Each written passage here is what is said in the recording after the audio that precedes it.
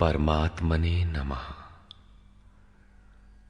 यथार्थ गीता, श्रीमद् भगवत गीता, अथ सप्तमोऽध्यायः। गत अध्यायों में गीता के मुख्य प्रायः सभी प्रश्न पूर्ण हो गए हैं। निष्काम कर्म योग, ज्ञान योग, कर्म और यज्ञ का स्वरूप और उसकी विधि, योग का वास्तविक स्वरूप और उसका परिणाम, तथा अवतार, वर्ण संकर, सनातन आत्मस्थित महापुरुष के लिए भी लोक हितार्थ कर्म करने पर बल, युद्ध इत्यादि पर विशद चर्चा की गई। अगले अध्यायों में योगेश्वर श्री कृष्ण ने इन्हीं से संदर्भित अनेक पूरक प्रश्नों को लिया है, जिनका समाधान तथा अनुष्ठान आराधना में सहायक सिद्ध होगा।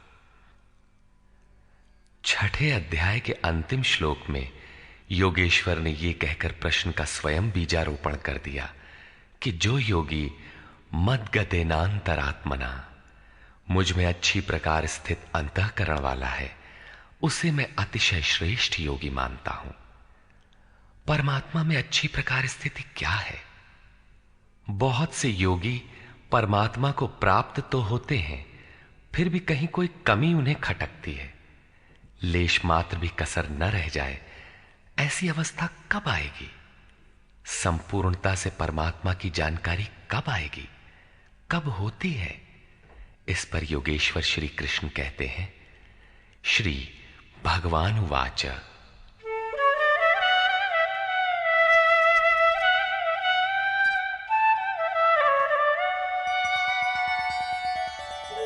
मय्यासक्तमनाः पार्थ योगं युञ्जन्मदाश्रयः असंशयं समग्रं मां यथा ज्ञास्यसि तच्छृणु।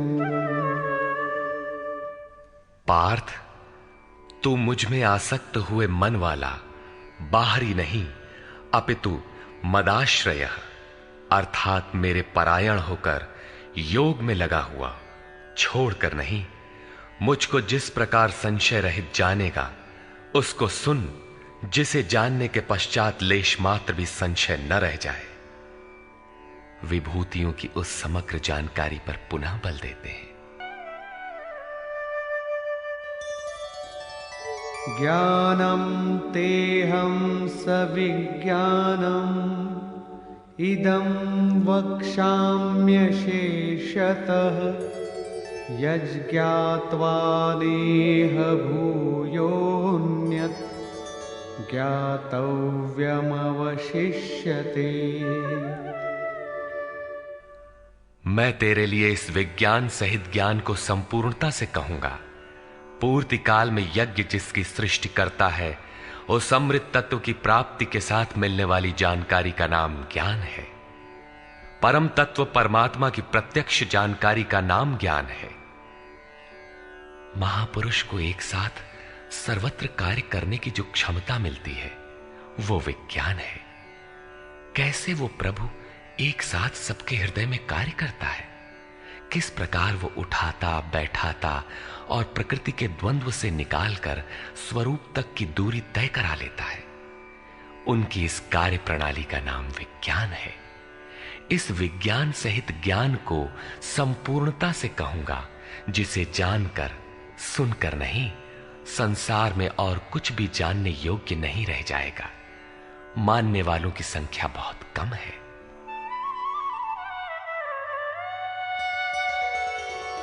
मनुष्याणां सहस्रेषु कश्चिद्यतति सिद्धये यततामपि सिद्धानां कश्चिन्मां वेत्ति तत्वतः।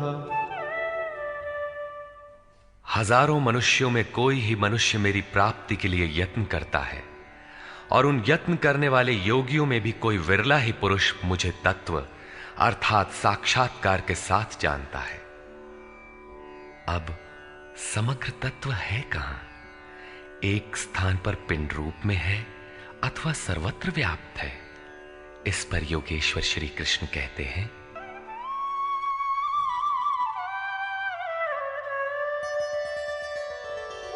भूमिरापो नलो वायुः खं मनो बुद्धिरेव च अहंकार इति यं मे भिन्ना प्रकृतिरष्टधा। अर्जुन, भूमि, जल, अग्नि, वायु और आकाश तथा मन, बुद्धि और अहंकार, ऐसे ये 8 प्रकार के भेदों वाली मेरी प्रकृति है। ये अष्टधा मूल प्रकृति है। अपरेयमितस्त्वन्या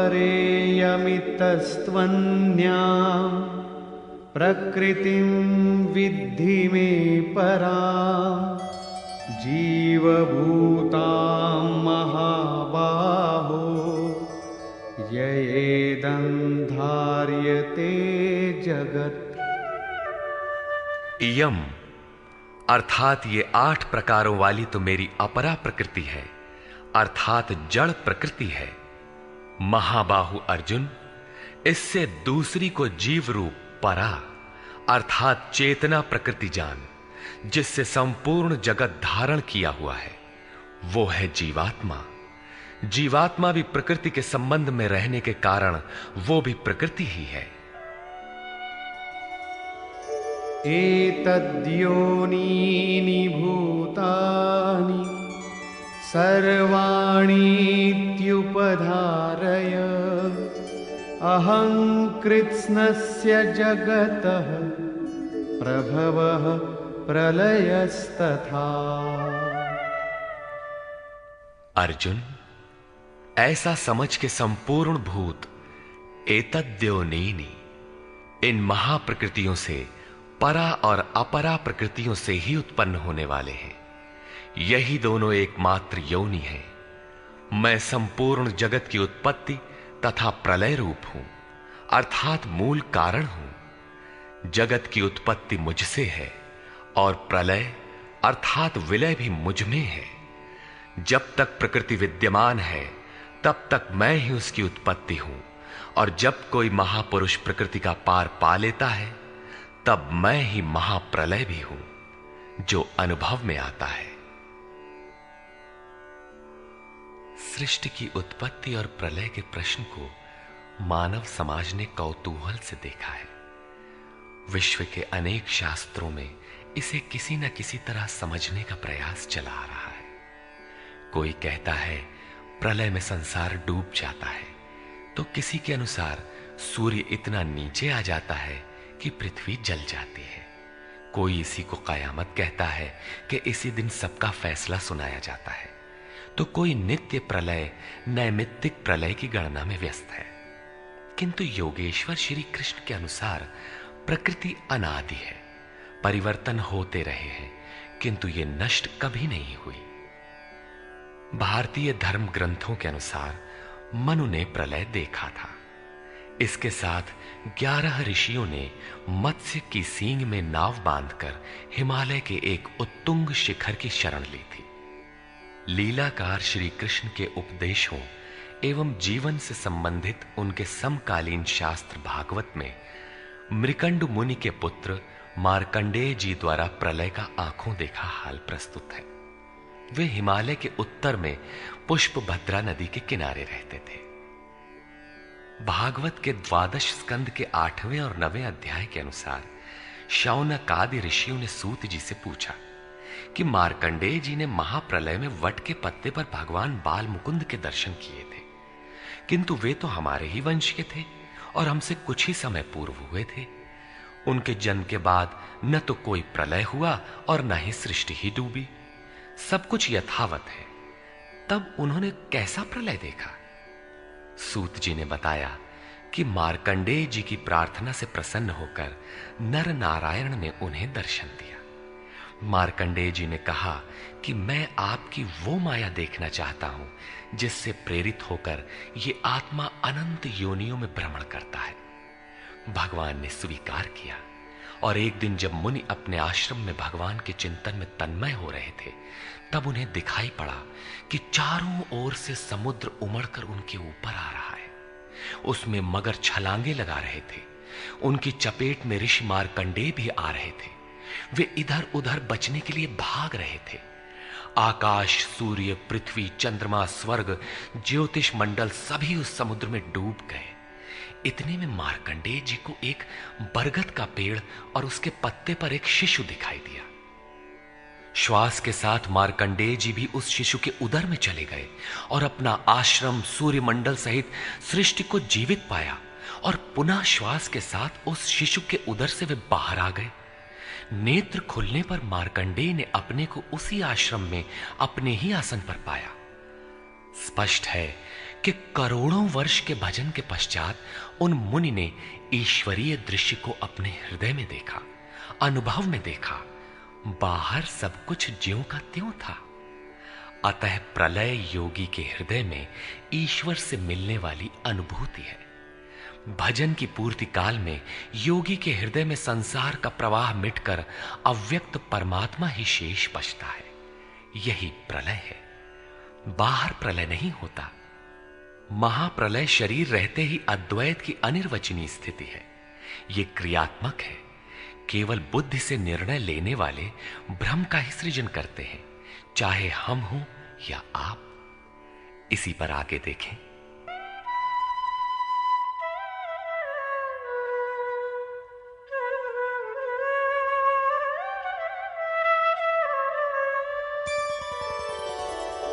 मत्तः परतरं नान्यत् किंचिदस्ति धनंजय मयि सर्वमिदं प्रोतं सूत्रे मणिगणा इव।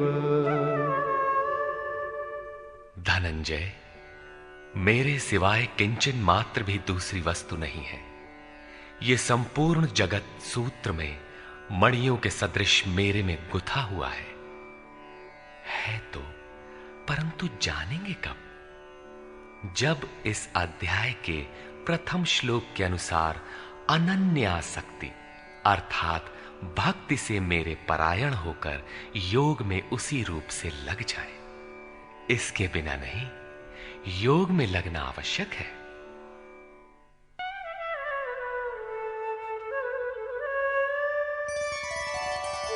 रसोऽहमप्सु कौन्तेय प्रभास्मि शशिसूर्ययोः प्रणवः सर्ववेदेषु शब्दः खे पौरुषं नृषु। कौन्तेय, जल में मैं रस हूं, चंद्रमा और सूर्य में प्रकाश हूं, संपूर्ण वेदों में मैं ओंकार हूं। ओ धन अहम धनकार, स्वयं का आकार हूं। आकाश में शब्द और पुरुषों में पुरुष तत्व हूं, तथा मैं पुण्यो गंधः पृथिव्यां च तेजश्चास्मि विभावसौ जीवनं सर्वभूतेषु तपश्चास्मि तपस्विषु।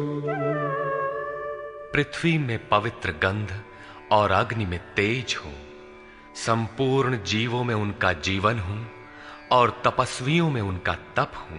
बीजं मां सर्वभूतानां विद्धि पार्थ सनातनम् बुद्धिर्बुद्धिमतामस्मि तेजस्तेजस्विनामहम्। पार्थ, तू संपूर्ण भूतों का सनातन कारण अर्थात बीज मुझे ही जान। मैं बुद्धिमानों की बुद्धि और तेजस्वियों का तेज हूं। इसी क्रम में योगेश्वर श्री कृष्ण कहते हैं,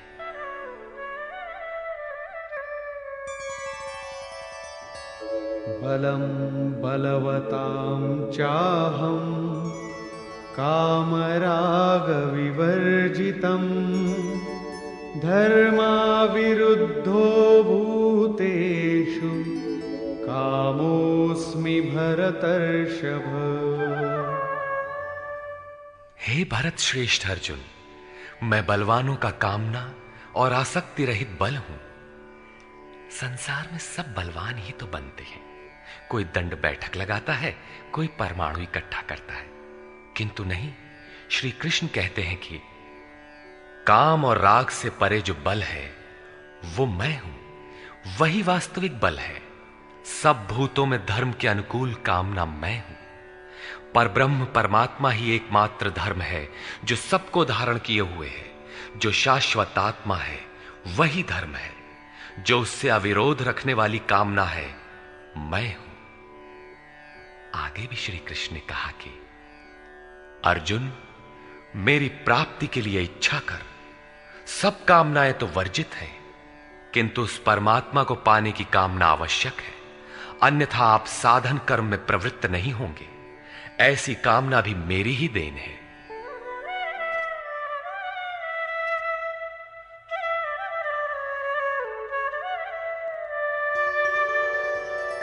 ये चैव सात्विका भावा राजसास्तामसाश्च ये मत्त एवेति तान् विद्धि नत्वहं तेषु ते मयि। और भी जो सत्वगुण से उत्पन्न होने वाले भाव हैं, जो रजोगुण और तमोगुण से उत्पन्न होने वाले भाव हैं, उन सबको तुम मुझसे ही उत्पन्न होने वाले हैं ऐसा जान।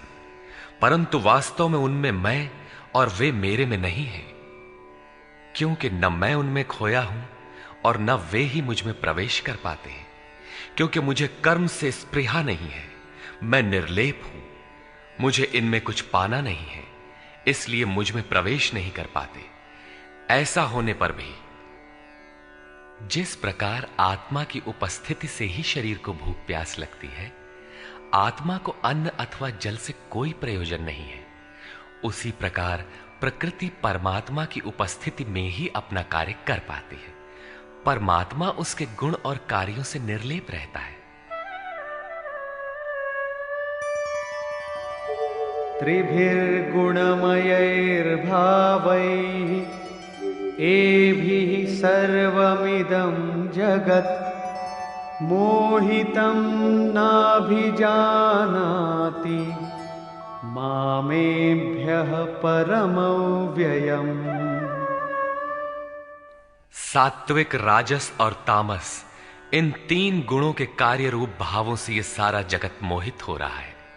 इसलिए लोग इन तीनों गुणों से परे मुझ अविनाशी को तत्व से भली प्रकार नहीं जानते। मैं इन तीनों गुणों से परे हूं, अर्थात जब तक अंश मात्र भी गुणों का आवरण विद्यमान है तब तक कोई मुझे नहीं जानता। उसे अभी चलना है, वो राही है। और दैवी ह्येषा गुणमयी मम माया दुरत्यया मामेव ये प्रपद्यन्ते मायामेतान्तरन्ति ते। ये त्रिगुणातीत मेरी अद्भुत माया दुस्तर है, किंतु जो पुरुष मुझे ही निरंतर भजते हैं वे इस माया का पार पा जाते हैं। ये माया है तो दैवी, परंतु अगरबत्ती जलाकर इसकी पूजा न करने लगे, इससे पार पाना है। न मां दुष्कृतिनो मूढ़ाः प्रपद्यन्ते नराधमाः माययापहृतज्ञानाः आसुरं भावमाश्रिताः। जो मुझे निरंतर भजते हैं वे जानते हैं, फिर भी लोग नहीं भजते। माया द्वारा जिनका ज्ञान अपहरण कर लिया गया है, जो आसुरी स्वभाव को धारण किए हुए मनुष्यों में अधम काम क्रोधादि दुष्कृतियों को करने वाले मूढ़ लोग मुझे नहीं भजते। तो भजता कौन है? चतुर्विधा भजन्ते मां जनाः सुकृतिनोऽर्जुन आर्तो जिज्ञासुरर्थार्थी ज्ञानी च भरतर्षभ। हे भरत श्रेष्ठ अर्जुन, सुकृतिनः उत्तम अर्थात नियत कर्म, अर्थात जिसके परिणाम में श्रेय की प्राप्ति हो उसको करने वाले, अर्थार्थी अर्थात सकाम, आर्तः अर्थात दुख से छूटने की इच्छा वाले, जिज्ञासु अर्थात प्रत्यक्ष रूप से जानने की इच्छा वाले, और ज्ञानी अर्थात जो प्रवेश की स्थिति में है। इन चारों प्रकार के भक्तजन मुझे भजते हैं। अर्थ वो वस्तु है जिससे हमारे शरीर अथवा संबंधों की पूर्ति हो। इसलिए अर्थ, कामनाएं सब कुछ पहले तो भगवान द्वारा पूर्ण होती है। भगवान श्री कृष्ण कहते हैं कि मैं ही पूर्ण करता हूं, किंतु इतना ही वास्तविक अर्थ नहीं है। आत्मिक संपत्ति ही स्थिर संपत्ति है, यही अर्थ है। सांसारिक अर्थ की पूर्ति करते करते भगवान वास्तविक अर्थ आत्मिक संपत्ति की ओर बढ़ा देते हैं, क्योंकि वे जानते हैं कि इतने ही से मेरा भक्त सुखी नहीं होगा। इसलिए वे आत्मिक संपत्ति भी उसे देने लगते हैं। लोक लाहु परलोक निबाहु, लोक में लाभ और परलोक में निर्वाह, ये दोनों भगवान की वस्तु हैं। अपने भक्त को खाली नहीं छोड़ते। आर्त, जो दुखी हो, जिज्ञासु, समग्रता से जानने की इच्छा वाले जिज्ञासु मुझे भजते हैं।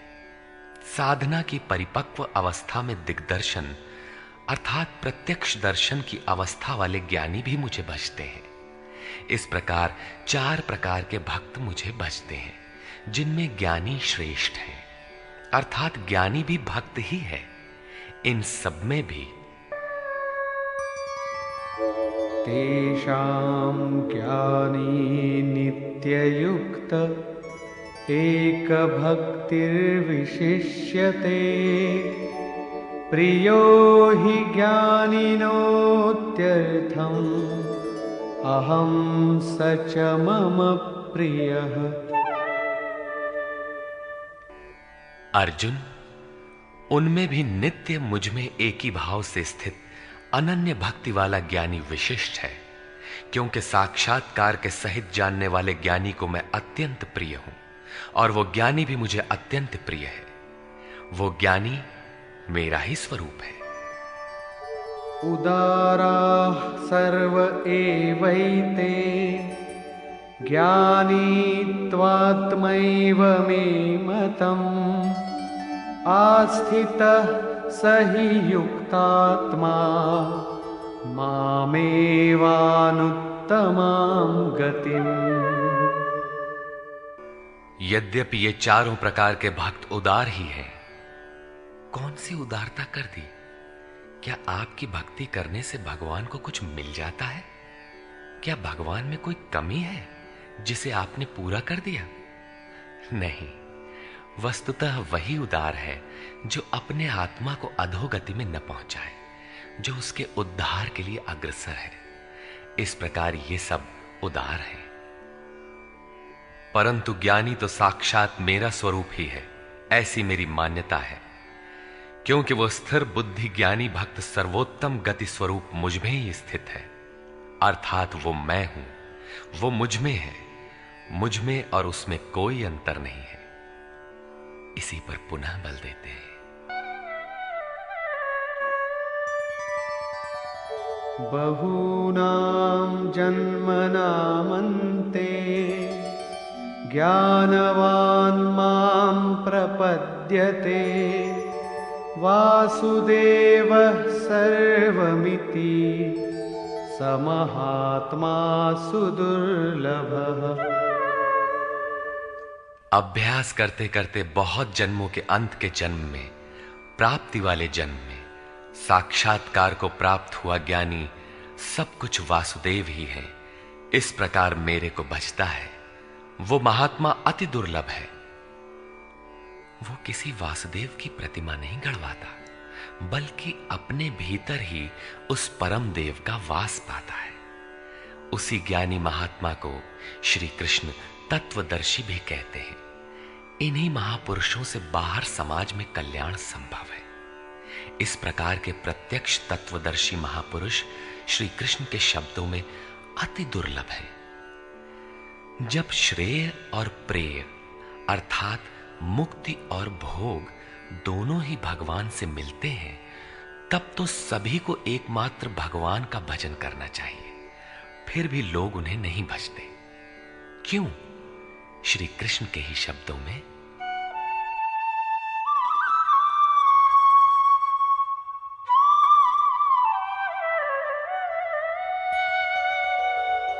कामैस्तैस्तैर्हितज्ञानाः प्रपद्यन्तेऽन्यदेवताः तन्तन्नियममास्थाय प्रकृत्या नियताः स्वया।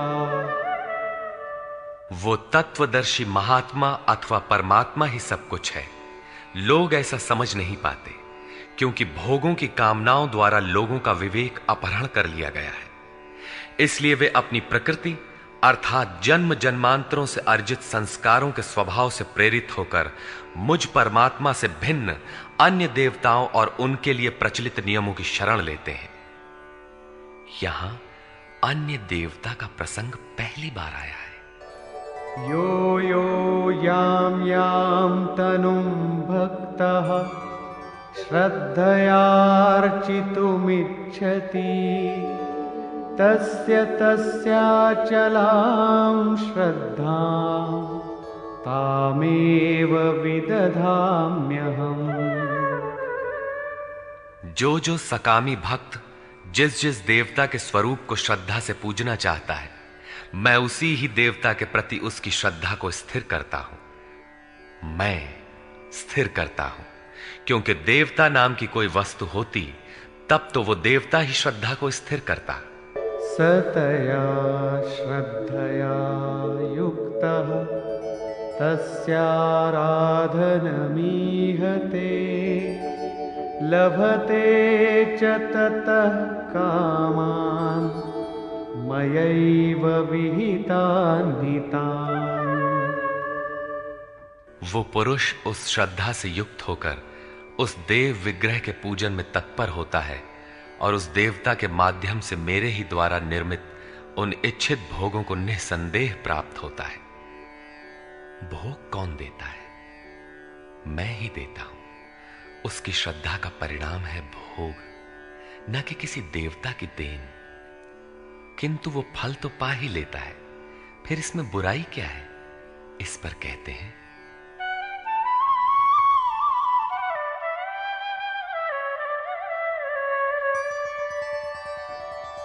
अन्तवत्तु फलं तेषां तद्भवत्यल्पमेधसां देवान् देवयजो यान्ति मद्भक्ता यान्ति मामपि। परंतु उन अल्प बुद्धि वालों का वो फल नाशवान है। आज फल है तो भोगते भोगते नष्ट हो जाएगा, इसलिए नाशवान है। देवताओं को पूजने वाले देवताओं को प्राप्त होते हैं, अर्थात देवता भी नाशवान है। देवताओं से लेकर यावन मात्र जगत परिवर्तनशील और मरणधर्मा है। मेरा भक्त मुझे ही प्राप्त होता है, जो अव्यक्त है, नैष्ठिकीम परम शांति पाता है। देवता हृदय के अंतराल में परम देव परमात्मा के देवत्व को अर्जित कराने वाले सद्गुणों का नाम है। थी तो ये अंदर की वस्तु, किंतु कालांतर में लोगों ने भीतर की वस्तु को बाहर देखना प्रारंभ कर दिया। मूर्तियां गढ़ ली, कर्मकांड रच डाले और वास्तविकता से दूर खड़े हो गए। श्री कृष्ण ने इस भ्रांति का निराकरण उपर्युक्त 4 श्लोकों में किया। गीता में पहली बार अन्य देवताओं का नाम लेते हुए उन्होंने कहा कि देवता होते ही नहीं, लोगों की श्रद्धा जहां झुकती है वहां मैं ही खड़ा होकर उनकी श्रद्धा को पुष्ट करता हूं और मैं ही वहां फल भी देता हूं। वो फल भी नश्वर है, फल नष्ट हो जाते हैं, देवता नष्ट हो जाते हैं और देवताओं को पूजने वाला भी नष्ट हो जाता है। जिनका विवेक नष्ट हो गया है वे मूढ़ बुद्धि ही अन्य देवताओं को पूजते हैं। श्री कृष्ण तो यहां तक कहते हैं कि अन्य देवताओं को पूजने का विधान ही अयुक्ति संगत है।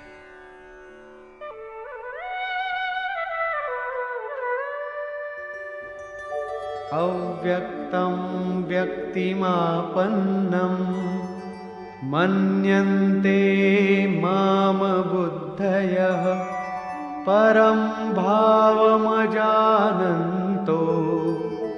ममाव्ययमनुत्तमम्। यद्यपि जब देवताओं के नाम पर देवता नाम की कोई वस्तु है ही नहीं, जो फल मिलता है वो भी नाशवान है, फिर भी सब लोग मेरा भजन नहीं करते, क्योंकि बुद्धिहीन पुरुष अर्थात कामनाओं द्वारा जिनका ज्ञान अपहृत हो गया है, वे मेरे सर्वोत्तम, अविनाशी और परम प्रभाव को भली प्रकार नहीं जानते। इसलिए वे मुझ अव्यक्त पुरुष को व्यक्ति भाव को प्राप्त हुआ मानते हैं, मनुष्य मानते हैं। अर्थात श्री कृष्ण भी मनुष्य शरीरधारी योगी थे, योगेश्वर थे। जो स्वयं योगी हो और दूसरों को भी योग प्रदान करने की जिनमें क्षमता हो, उन्हें योगेश्वर कहते हैं। साधना के सही दौर में पड़कर क्रमशः उत्थान होते होते महापुरुष भी उसी परम भाव में स्थित हो जाते हैं। शरीरधारी होते हुए भी वे उसी अव्यक्त स्वरूप में स्थित हो जाते हैं।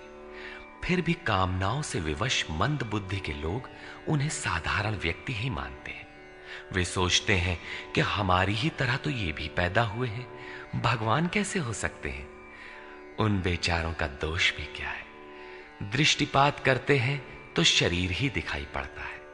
वे महापुरुष के वास्तविक स्वरूप को देख क्यों नहीं पाते। इस पर योगेश्वर श्री कृष्ण से ही सुने।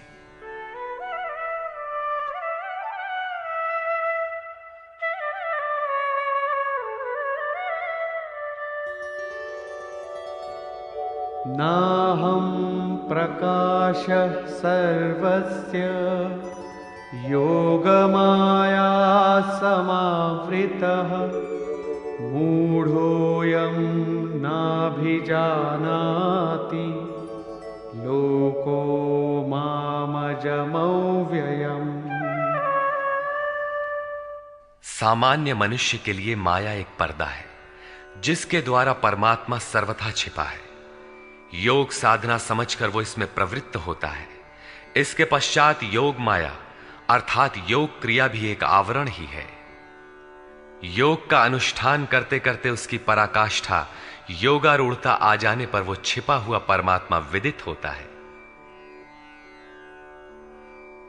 योगेश्वर कहते हैं कि मैं अपनी योग माया से ढका हुआ हूं। केवल योग की परिपक्व अवस्था वाले ही मुझे यथार्थ देख सकते हैं। मैं सबके लिए प्रत्यक्ष नहीं हूं। इसलिए ये अज्ञानी मनुष्य मुझ जन्म रहित अर्थात जिसे अब जन्म नहीं लेना है, अविनाशी अर्थात जिसका नाश नहीं होना है, अव्यक्त स्वरूप अर्थात जिसे पुनः व्यक्त नहीं होना है, को नहीं जानता। अर्जुन भी श्री कृष्ण को अपनी ही तरह मनुष्य मानता था। आगे उन्होंने दृष्टि दिया तो अर्जुन गिड़गिड़ाने लगा, प्रार्थना करने लगा।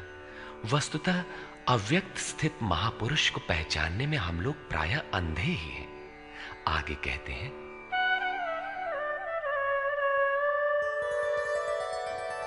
वेदाहं समतीतानि वर्तमानानि चार्जुन भविष्याणि च भूतानि मां तु वेद न कश्चन। अर्जुन, मैं अतीत, वर्तमान और भविष्य में होने वाले संपूर्ण प्राणियों को जानता हूं, परंतु मुझे कोई नहीं जानता। क्यों नहीं जान पाता? इच्छा द्वेष समुत्थेन द्वंद्व मोहेन भारत सर्वभूतानि सम्मोहम् सर्गे यान्ति परन्तप। भरतवंशी अर्जुन, इच्छा और द्वेष अर्थात राग द्वेषादि द्वंद्व के मोह से संसार के संपूर्ण प्राणी अत्यंत मोह को प्राप्त हो रहे हैं, इसलिए मुझे नहीं जान पाते। तो क्या कोई जानेगा ही नहीं? योगेश्वर श्री कृष्ण कहते हैं,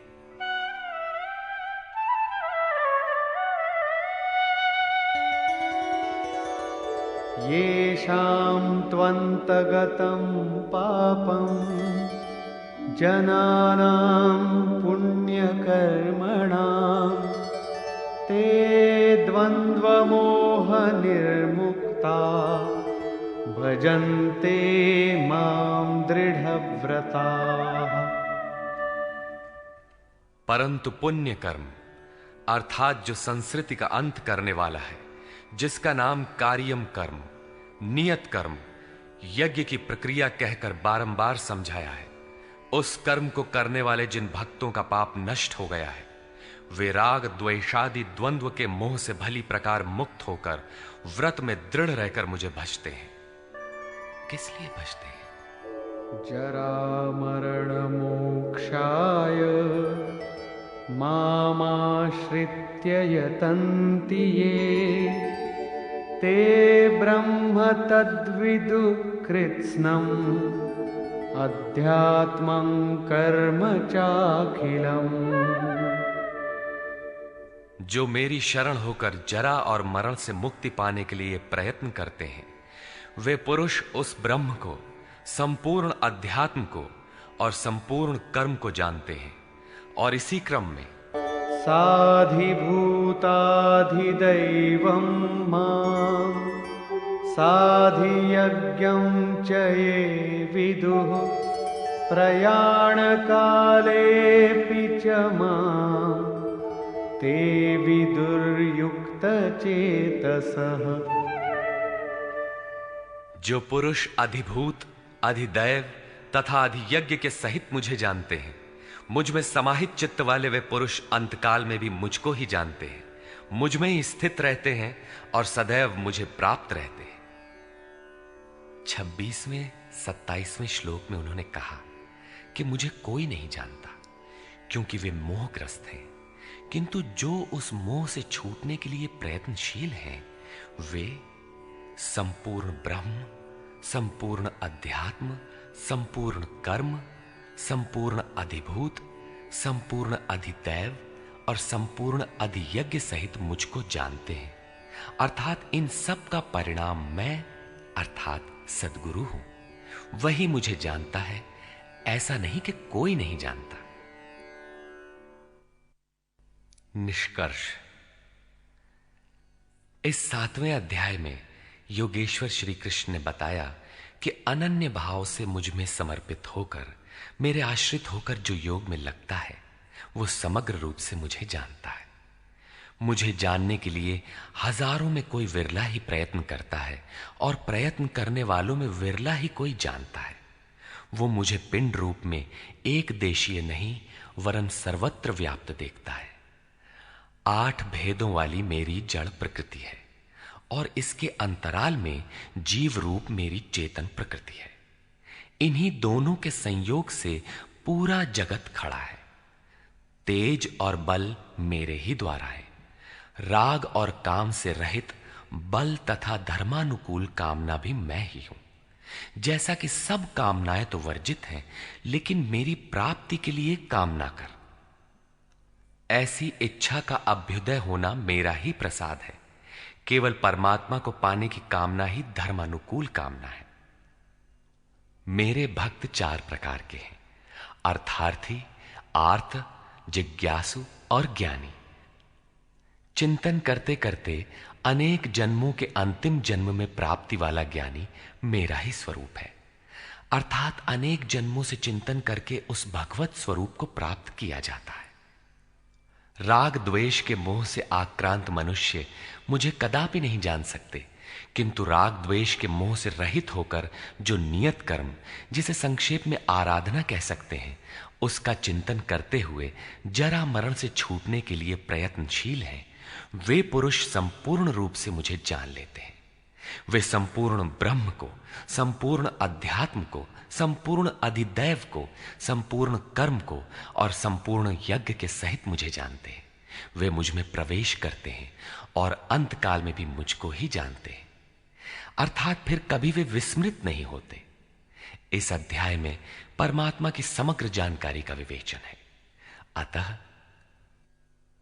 ओम तत्सदिति श्रीमद्भगवद्गीतासूपनिषत्सु ब्रह्म विद्यायाम योग शास्त्रे श्री कृष्णार्जुन संवादे समग्र बोधः नाम सप्तमोऽध्यायः।